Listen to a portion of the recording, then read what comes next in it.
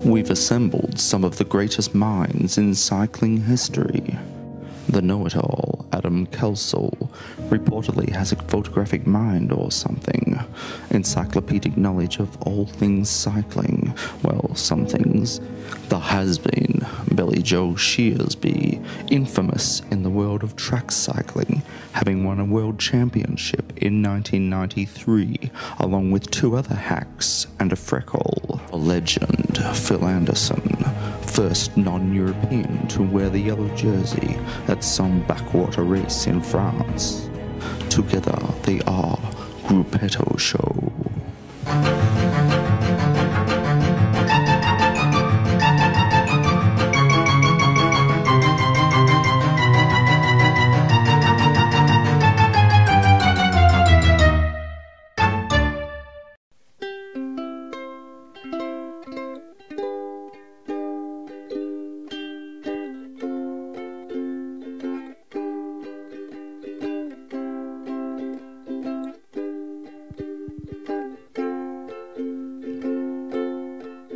Ladies and gentlemen, welcome to the Grupetto Show. We've got a huge show tonight, bigger than Phil Anderson's crutch. We've got a world exclusive interview with Shane Kelly. We're also going to talk to Matt Damon, and maybe even Robin Williams will make an appearance. Billy Joe, how are you? I'm very well, Adam. I'm very well. I'm rested up, unlike the last one where we spent hours and hours every night up watching the tour. Look who's back in the saddle, Billy Joe. Who? None other than Phil Anderson. Phil Anderson. He's back, everybody. How are you, Phil? Yeah, good. Back replacing my ponytail from the early 90s. Yes. Where is the ponytail now? I'm not sure. It's at large, actually. I heard a rumour that was actually on eBay and, made quite a bit of money for charity. It wasn't happy with its treatment on the show here. It was expecting its own green room and trailer. There was a huge argument with the production crew, and last seen the ponytail was hitchhiking its way back up towards Geelong, so we don't know. Yeah. Could be anywhere, in fact. At large. Still at large. Yeah. So, Phil, you witnessed the Tour de France firsthand. Give us your take on this year's Tour de France. Yes, other than getting a suntan over there, it was... Yep. It was a good tour. It wasn't sort of a memorable tour from what we might remember from some of the best years, but still there's certainly some great moments in the tour. The win, obviously, Chris Froome won quite convincingly, demonstrating for once and for all that style and technique on the bike means almost nothing. That's right. Apparently, that's right. Yeah. Yeah, Have we ever seen a rougher rider win a Tour de France? No, except last time he won, I guess. That's true. That's true.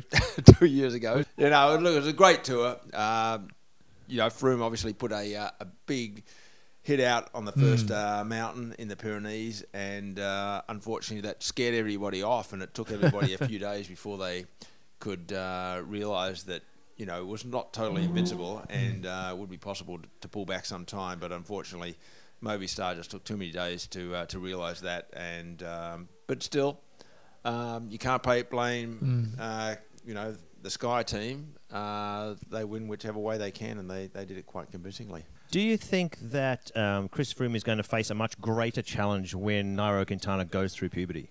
When he hits his teen years, I think he's going to be a force to be reckoned with. What do you think? Yeah, I think so. I think it's he's still young and adolescent in some ways. Yeah, you might say. Yeah, but anyway, he's Froome's obviously at the peak of his career, and there's still some good riders. They're going to be stepping up to the plate pretty soon. And as you yourself said, Adam, for a crappy triathlete, Richie Porte has done very, very well over there. Like he's really been the mainstay of the support team for Chris Froome, wouldn't you say? Yes, RV Richie. He had a very good end to the tour. And my Richie rant for tonight is going to be, Richie, I'm glad that you've crossed to BMC, but if you can't win at Team Sky, you can't win. No, I mean, it's going to be interesting to see how those guys, they're going to be racing against each other, because Froome's one of his best, personal mates. I mean, Froome came down and rode in Tasmania early in the year, and, they did a few thousand Ks together. And that was just on one day, I think. But yeah, other than that one day, they're best of mates. And now to think that they're actually going to have to be attacking each other, it's going to be interesting to see how that all plays out. Yeah, but it's amazing how quick situations can change. And one of my very early directors, when I turned pro, he said, "Listen, if you get one important thing out of this, it's never make enemies in the bunch, because you never know when you're going to need."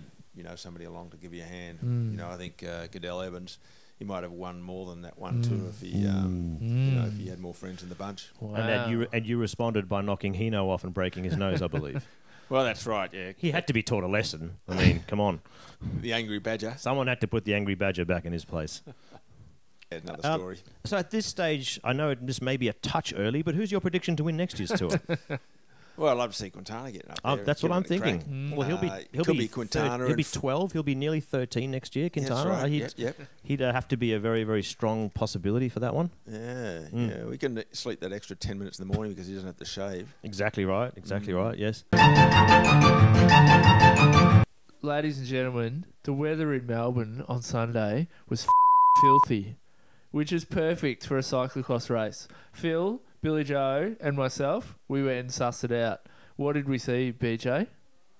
Well, it was my first time ever to the, which I wasn't too versed on what it was all about, but the I believe it's the UFCX Australian Championships. That's right. Ultimate Fighting Cyclocross Championships of Australia.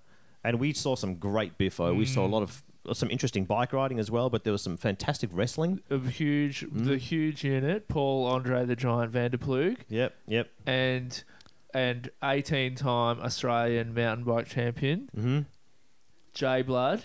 Now, Phil, you spoke to Jay Blood before the race. How was his vibe before the race? Did he think he foresaw the UFCX that was coming up? I don't think so. I mean, he's very competitive. He's got a bad reputation. He's unfortunately, but we got a great race. Well, as a jiu-jitsu practitioner and instructor myself, I'd have to say that his climbing was on point. His wrestling just a little bit below par, really. If you're going to come out and compete in an event like the UFCX Championships like this, your striking, like his wrestling was okay, but his striking really was a little bit off. Yes. Against big Paulie, he didn't stand a chance there. And the fighting nature wasn't just unique to the men. No, not at all. We have footage of Mel Ansett, who finished second. Mel, one of the Grupetto shows, or one of Grupetto show's favourites. Yes. Apparently karate chopped out of the way by Lisa. Well, and I mean, we saw Lisa's obviously aggression problems, probably due to the testosterone use, but casting her bike to the ground in fury at the end, despite winning. We've got some footage here of Lisa throwing her casting her bike violently to the ground in anger at some of your questioning. So we'll cross to Mel. Why don't we cross to that now and have a look with the karate chop, and then Lisa dropping the bike. Absolutely.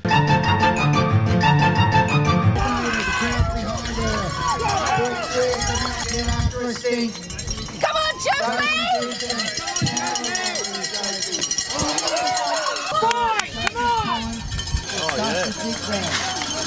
I'm just watching these women tear through this berm. This is amazing stuff. I've never seen anything like it. These are bike handling skills of the highest order.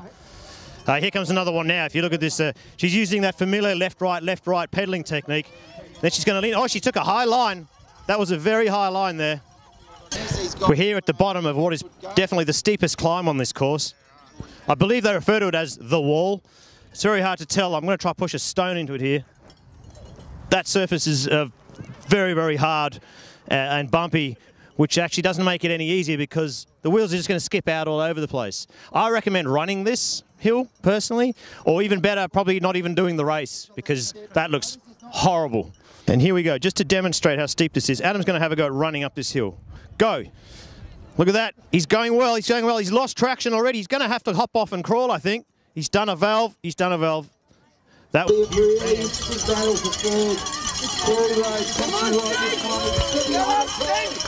We're about halfway through the women's cyclocross race now, national championships, and I'm here with Naomi, aka Rensky, whose partner Beck is racing. How's she looking out there? She's looking really good.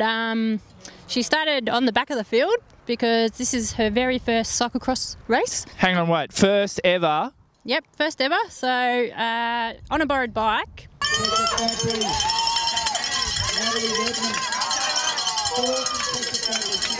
As you can see here, this course is slippery, it's treacherous, it's terrifying. You on? We on? Is my hair okay? No. Have I still got mud all over my face? Yes. You don't have any mud. Ladies and gentlemen, I'm here with now three-time national champion, Lisa Jacobs. Congratulations. Thanks, Adam. Thanks very much. That was a terrific race. What do you put your win down to today? Some pretty intensive rehab, and I've been getting a lot of help from the VIS with rehab. And what were some of the good things going through your mind with 2 laps to go? Knowing you were going to be national champ for the 3rd time? Oh, you don't know. You never know until you cross the line. But certainly I was feeling a bit happier about life, yeah. Good. Now, Lisa, you're rocking an amazing skin suit today. We love the Rafa gear. You're representing Rafa. Who else would you like to thank? I'd like to thank first and foremost my amazing mechanic, Paul Larkin, who has just not only tuned my bikes to perfection, my Focus bikes, but also sponsors me with FMB tyres. We're here at Fields of Joy in Essendon with 2nd place in the National Cyclocross Champs, Mel Ansett. Well done, Mel. Thank you. I'm pretty stoked to get 2nd today. It was a really fun course. I had a really good time. I didn't have the fitness to keep up with Lisa today. She did a really good job, but yeah, I really enjoyed it and pretty stoked to get 2nd. It's a great result. Tell us a bit about how the race unfolded. From the get-go, I thought I had the whole shot, and then Lisa did this, I think it was like a BMX chopping move around Terry and myself. Just. Wow. Can you, if I'm you, can you reenact what she did? Next race. That was exciting stuff. we love that. We love that. And I was like, wow, that was like a BMX chop. So, Paul, this is the winning bike? Yeah, it is. It is. So, pretty standard, or is something different here? It's pretty standard, and it's running a standard SRAM group set. We've modified the drop a little bit to run a straight line of housing all the way through, but otherwise it's dead standard. Wheels are standard, just hand-built wheels. Yep. So use good stuff, but nothing too out of the ordinary really. So Curve's done a great job with them. But otherwise, it's dead standard. Okay, so for the non-cyclocross person, how does this bike differ from a road bike? The geometry is a little bit different, so your centre of gravity and where it sits, and this has got disc brakes, which will be new. We'll see them in road bikes pretty soon. Okay, because of the accent, we might have to put some subtitles in here, but no, I mean it's a pretty well set up rig. Is that elliptical chain rings there? No, they're not actually. It's just it's a standard narrow wide, so it means you don't need to run a front derailleur. But otherwise, it's dead standard. Standard narrow wide. So it's a clever chain ring that keeps the chain on when you don't have a guide. Okay, beautiful. Well, obviously those tyres look quite a bit different than for those road riders. So these are probably the only part on here that you can't buy, but otherwise it's dead standard. These are FMBs, so they're made by Francois in France, and these ones are made especially for Lisa. So it's a casing you can't buy. And he makes these for national champions and for a couple of the pros, and it's the same type of tyre as Wiggins rode for the hour record, and Sky and Bone and everyone would ride for the classics. But otherwise it's dead standard. Okay, and what sort of pressure do we use? Is that secret? It is. I get different every event, I guess. It does. It changes a lot, but Lisa runs really low, so she's got a lot of traction, and you can see that she rolls over stuff really fast. Today, she was running around about 20 in the front and 22 psi in the rear, so pretty low by any standards. But otherwise, it's dead standard. Yeah, it certainly is. Okay, then we'll listen. Thanks very much for that insight. Ladies and gentlemen, we know that behind every great woman is a great man, or maybe, I don't know if I'm even allowed to say that anymore, but we're here with Ben Randall, Mel Ansett, who finished 2nd. This is her mechanic. Ben, happy with Mel's race? Oh, definitely a good race. She can only do what she can do, and I think she did a great one. Mel's got 2 bikes here. Tell us about them. Yes, well, this is predominantly the race bike here, the Trek. So she'd prefer to race on this one and only really use the Yeti as a backup. The Trek is obviously the new one in the fleet. It's got all the nice good bits. It's got the little spinny metal rotary things at the front there. It's got these leadery things here around the centre. and it's got these rubbery bits here which keep it rolling. And there's some rubbery thing in here. Is that like a condom or something? There's a little flexible part in here. It might be so that we can make the frame a bit smaller to get it into the car. I haven't quite figured that out yet, but it does something pretty cool, I believe. But otherwise, it's dead standard. So I've come to have a few words with Mud. Seems like you're a bit dry today. Are you thirsty? Okay, and how do these conditions compare to years gone by? A year on, are you feeling a bit tired? How are you, mate? From Victoria. How's it going, Alvy? So you feel under pressure here? You've got some big names around you. Definitely the pressure. There's old and new here. It's good. I'm yeah, a bit nervous. Victoria, Lewis, bit nervous. And the black stripe, is that It's just a reflective strip. It's just purely fashionista. So does that mean you're going to be back late tonight? Oh, definitely. From South Australia, It's going to take me a little while to recover, so I'll have to be home in the dark. So, Chris, how do the conditions seem today, mate? Very dry compared to yesterday, so yeah, it's good for me. Yeah, we don't really get that much mud in Adelaide, so it's played in my hand, I think. Yeah, and the hill, no problems there? Nah, no problem there. Got some good traction on, so fresh tyres from F&B, so that's going to help me out today. But otherwise, it's dead standard.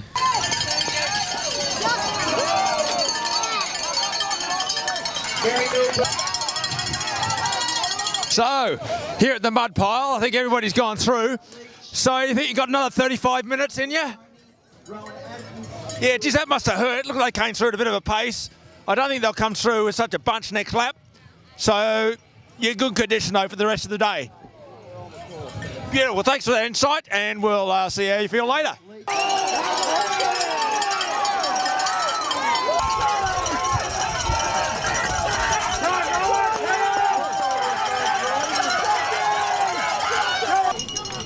Got your Uncle through. Go, Chris! Pretty quick. Jesus, skills are good, aren't they?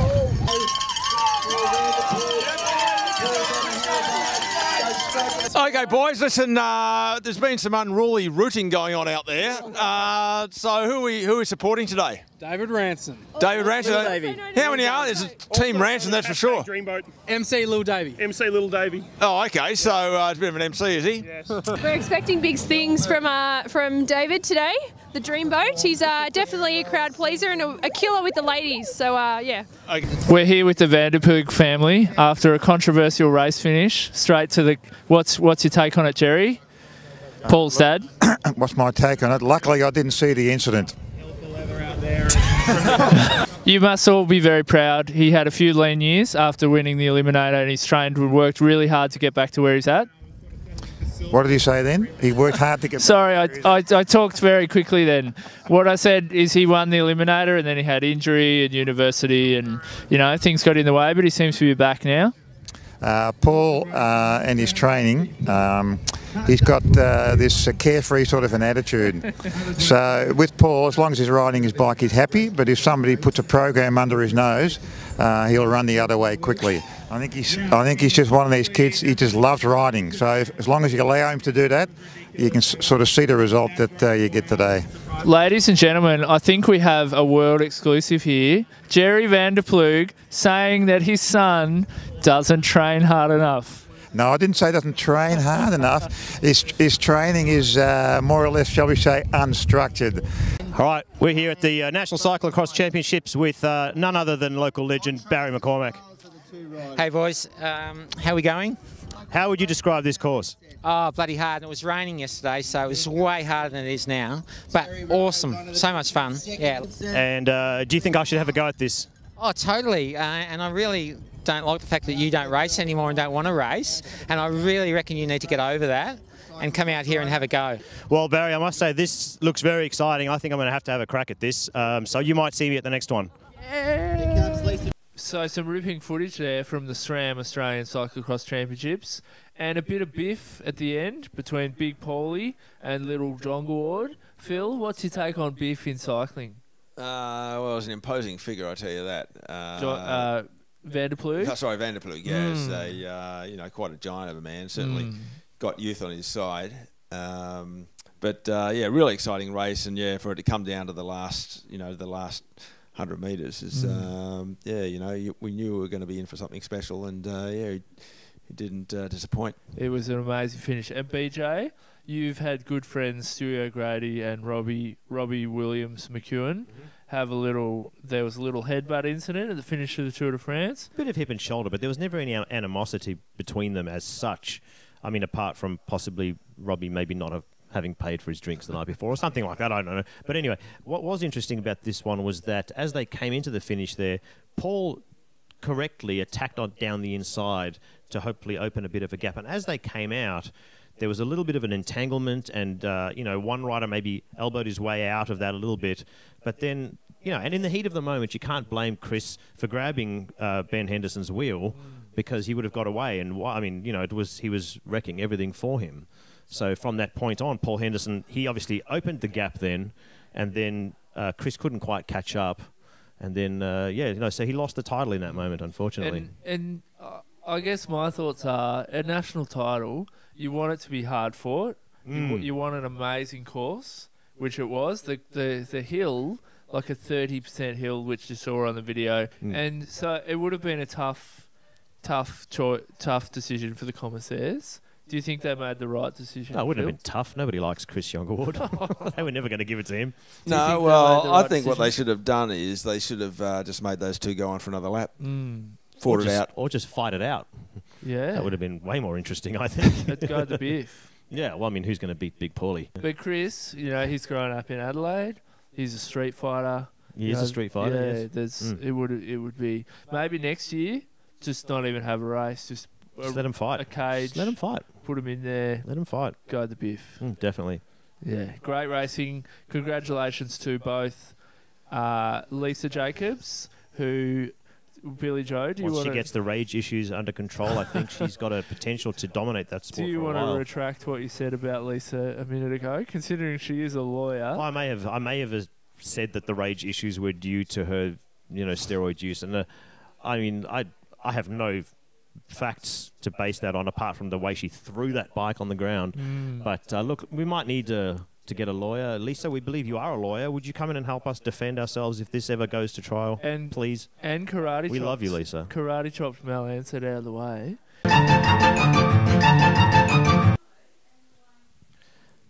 It's going to be... we're reaching a very exciting time on Grupetto Show here because there is a slight rumour going around that we may potentially be on free-to-air TV at some stage, possibly in a weekly format.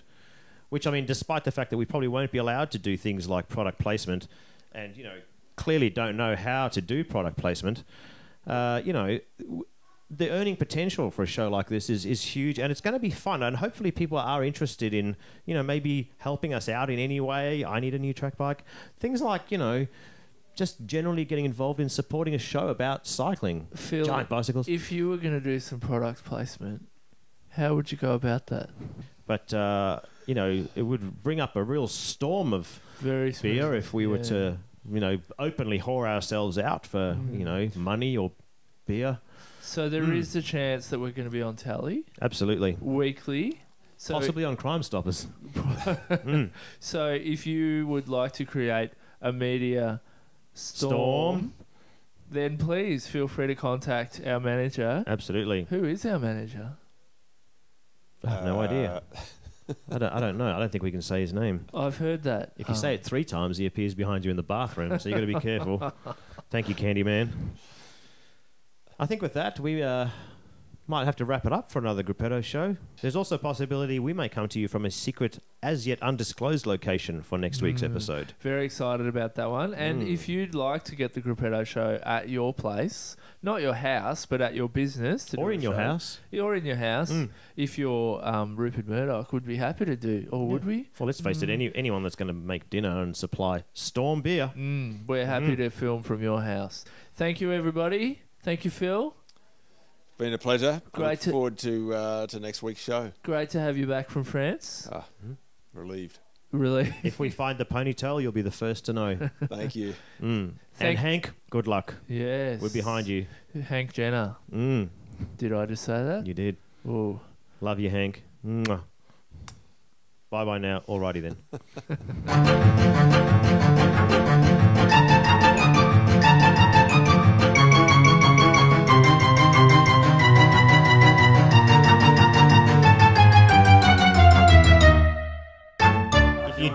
the Hank stuff, you've got to at least send it to him.